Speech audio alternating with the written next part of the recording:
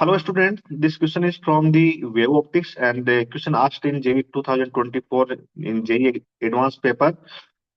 इस क्वेश्चन को अपन सॉल्व करने से पहले इसको रीड करते हैं, उसको अंडरस्टैंड करते हैं कि इसमें क्या क्या डाटा गिवन है और हमें क्या फॉर्मूला चाहिए।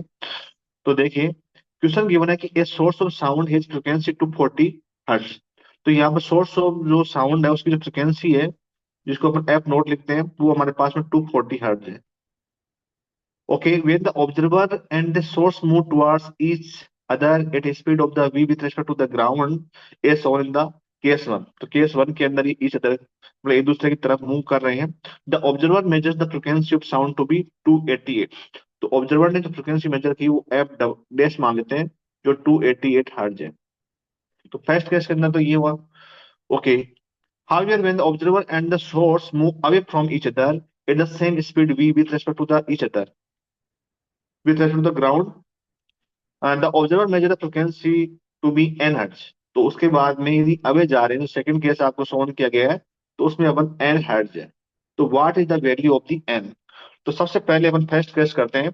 तो यहाँ पर फॉर्मूला यूज होगा कि साउंड वेव जो डॉपलर इफेक्ट के अकॉर्डिंग जो फ्रिक्वेंसी, जो अपरेंट फ्रिक्वेंसी वैल्यू होती है, जब सोर्स या साउंड सोर्स या ऑब्जर्वर में से कोई भी एक दूर जाता है या पास में आता है, तो उस केस में जो फ्रिक्वेंसी वैल्यू होती है वो होती है V plus minus V naught upon the V plus minus V S होती है। यहाँ पर जो हमारे पास के अंदर जो वेलोसिटी ये जो रहेगी कैपिटल वी, ये वेलोसिटी होगी, वेलोसिटी ऑफ दी साउंड होगी अपने पास में। ओके, तो फर्स्ट केस में दोनों एक दूसरे की तरफ आ रहे हैं, तो ऐसे केस के अंदर ये अपनी जो वैल्यू है वो बनेगी। तो फर्स्ट केस के अंदर अपने पास में ऑब्जर्वर और दोनों सोर्स है वो एक ही डायरेक्शन में चल रहे हैं, तो यानी ये वेलोसिटी ऑफ द सोर्स मानेंगे हम। ये होगी वेलोसिटी ऑफ सोर्स और ये होगी वेलोसिटी ऑफ द ऑब्जर्वर, जो दोनों की वी है। तो यहाँ से हुआ वी कैपिटल, और यहाँ से देखो जब भी पास आते हैं तो फ्रिक्वेंसी इंक्रीज करती है, और इंक्रीज करती है तो ऊपर का टर्म को अपन प्लस लेंगे, प्लस वी। और यहाँ नीचे का टर्म को, फ्रिक्वेंसी कब बढ़ेगी जब नीचे का टर्म लेस होगा, तो यानी यहाँ पर प्लस की जगह पर माइनस साइन आएगा, तभी होगा। ओके, और मल्टीप्लाई में एफ नोट है, तो एफ नोट की वैल्यू कितनी होगी, 240 है। ठीक है, ये अपना केस नंबर वन हो गया। अब केस टू में क्या कर रहे हैं कि दोनों दूर जा रहे हैं, तो जब दोनों दूर जाएंगे तो उस केस के अंदर, और देखो यहाँ एफ डैश की जो वैल्यू है वो अपन बाद में पुट कर देंगे। अब एफ डबल डैश जब दूर जा रहे हैं तो फ्रिक्वेंसी क्या होगी, दोनों के कारण ही डिक्रीज होगी। तो दोनों के कारण ही डिक्रीज होगी, तो उस केस के अंदर जो वेलोसिटी है, यानी ऊपर का जो टर्म है वो भी कम आना चाहिए और नीचे का टर्म ज्यादा आना चाहिए, जिससे फ्रिक्वेंसी क्या हो, कम हो। तो यहाँ ऊपर का टर्म में क्या आ जाएगा, माइनस वी आ जाएगा, और नीचे के टर्म में क्या आएगा, वी प्लस वी आ जाएगा।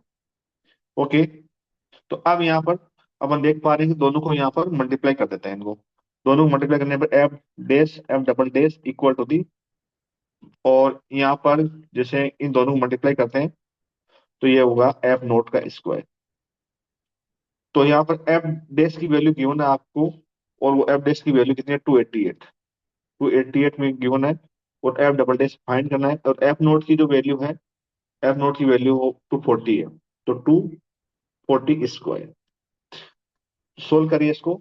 सोल्व करने के बाद में ये होगा 240 स्क्वायर डिवाइड बाई 288, यानी कि 576 मल्टीप्लाई 10 की पावर 2 बनेगा ऊपर से, और नीचे बनेगा 288। यानी यहाँ से 2 टाइम ये कैंसिल आउट हो जाएगा, तो ये हो जाएगा 200 हर्ट्ज। तो यहाँ एन जेड की वैल्यू पूछी थी, तो एन की वैल्यू क्या आ जाएगी, 200 वैल्यू आ जाएगी। तो अपेरेंट जो फ्रिक्वेंसी जो हर्ट्ज उसको हर्ट होगी, उसकी वैल्यू होगी 200। Thank you.